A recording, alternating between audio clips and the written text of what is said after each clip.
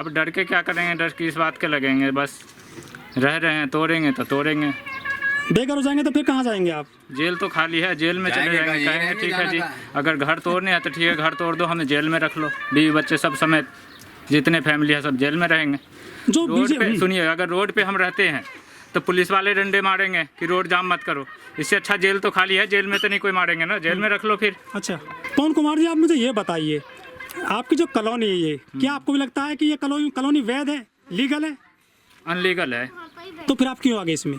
हम इसलिए आ गए देखने से, आपको देखे, इनको देखे, इस तरह से देख देख के आए।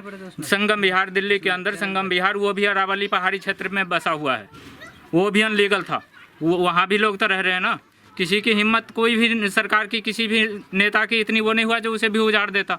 यही देख के हौसला बढ़ता गया, लोगों ने आ गए। और दूसरे में ये भी जिससे हमने लिया था उसने ये बोला था कि अभी कोई प्रूफ नहीं है, बाद में आपको अभी कोई प्रूफ नहीं है, बाद में आपको रजिस्ट्री दे दी जाएगी।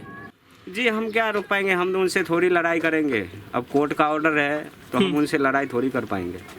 अच्छा, हम तो उनका भी सम्मान करते हैं, वो हमारे देश के ही है। वो तो सरकार को सोचेंगे कि ये सरकार जो कहते हैं कि हम आपके ये कर रहे हैं और वो कर रहे हैं, तो वो सरकार सोचेगी कि कहाँ जाएगी, इतनी बड़ी जन, छोटे छोटे बच्चे हैं, हम भी हैं, बीवी बच्चे सब है, माँ है। देखिए फरीदाबाद का जो खोरी गांव है, वहाँ का ये दृश्य है। चारों तरफ मकान हैं लेकिन उनमें बहुत कम लोग रह गए हैं। दरअसल पुलिस प्रशासन का आदेश है कि ये जो कॉलोनी है, जो खोरी गांव की कॉलोनी है, ये अवैध है। सुप्रीम कोर्ट ने आदेश कर दिए हैं कि इस पूरी पहाड़ी को खाली कराया जाए। और लोगों में डर है, जो लोग यहाँ अपने परिवार सहित रहते हैं, वो उनको रात और दिन चैन नहीं है। उनको डर है कि पता नहीं कब यहाँ पर बुलडोज़र आ जाए और ये सब खाली करा दिया जाए।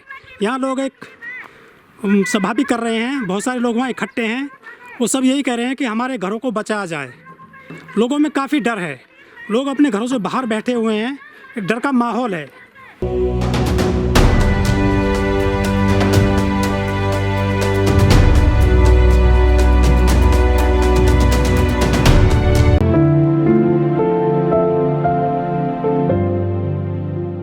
कैसा माहौल है यहाँ पर जो सुप्रीम कोर्ट के? तो सर बिल्कुल डरावना वाला है, बिल्कुल लोगों में बिल्कुल एकदम डर सा है कि हम बच्चे लेके घर बार छोड़ के कहाँ जाएं। सबसे बड़ी बात तो ये है। लेकिन ये हम आज से नहीं है, 20 साल से यहाँ पे रह रहे हैं सर जी, ठीक है। लेकिन सर आप करेंगे 20 साल से रह रहे हैं, ये कॉलोनी में जो लोगों के मकान हैं, कोई सबूत है उनके पास ज़मीन के? सारे सबूत है सर। कैसे सबूत है? कोई पावर टर्नी है ज़मीन की या रजिस्ट्री है, क्या है? रजिस्ट्री पावर टर्नी का तो नहीं पता, लेकिन आधार कार्ड जो आईडी है वो तो सबके पास है। आधार कार्ड तो आदमी कहीं बनवा सकता है पूरे देश में भी है, वो तो उसका आदमी का होता है, जमीन का थोड़ा ना होता है डॉक्यूमेंट। और पहचान पत्र भी है, राशन कार्ड भी मुहैया कराया गया है, सब कुछ कराया गया सर। लेकिन जो ज़मीन पर मकान बने हुए हैं इन लोगों के, उनका तो कोई सबूत नहीं है ज़मीन का। उनका सबूत तो नहीं है, बाकी में नहीं है, कुछ नहीं सबूत है, सबूत तो नहीं है। अच्छा, ये तो बिल्कुल। ये जो कॉलोनी बसी है कितने साल पुरानी है? ये कम से कम ये 60 साल पुरानी है, कम 60 साल पुरानी है जी, खोरी गांव।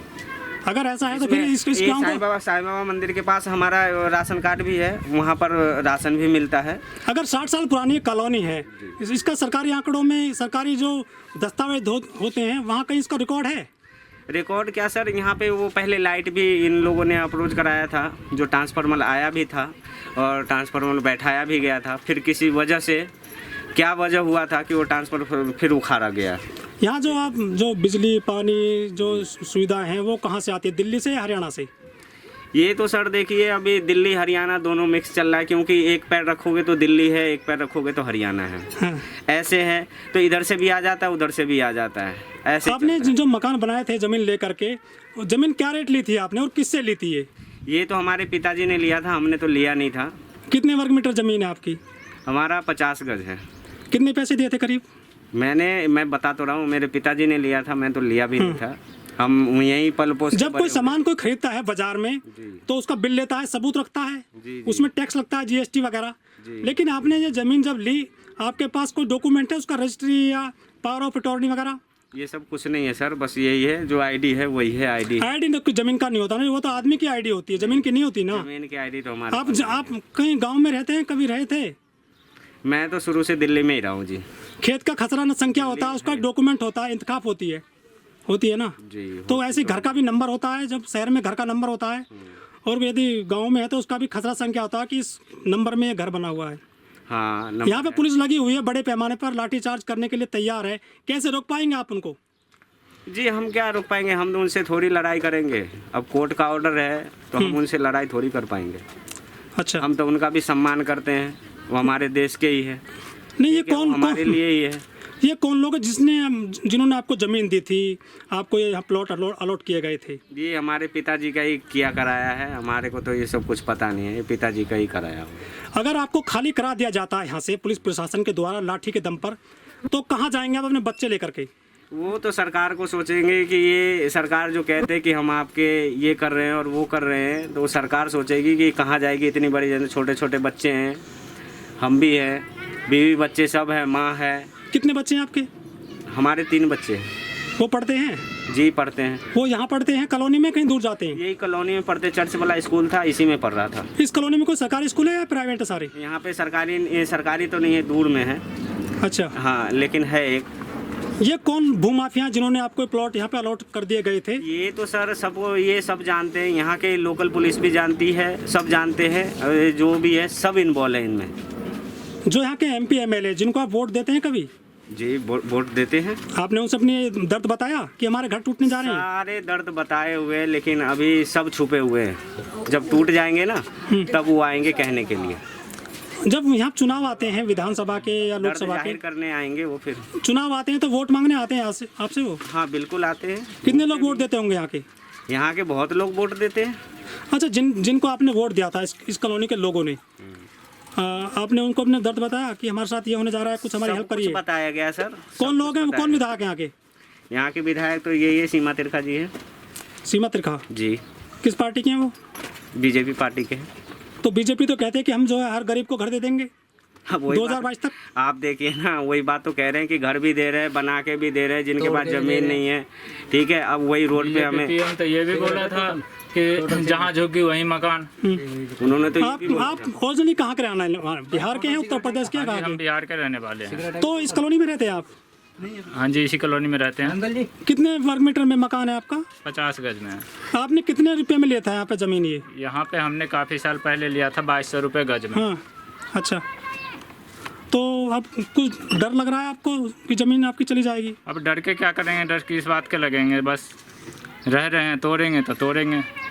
बेघर हो जाएंगे तो फिर कहाँ जाएंगे आप? जेल तो खाली है, जेल में चले जाएंगे, कहेंगे ठीक है जी, अगर घर तोड़ने हैं तो ठीक है, घर तोड़ दो, हमें जेल में रख लो, बीवी बच्चे सब समेत जितने फैमिली है सब जेल में रहेंगे।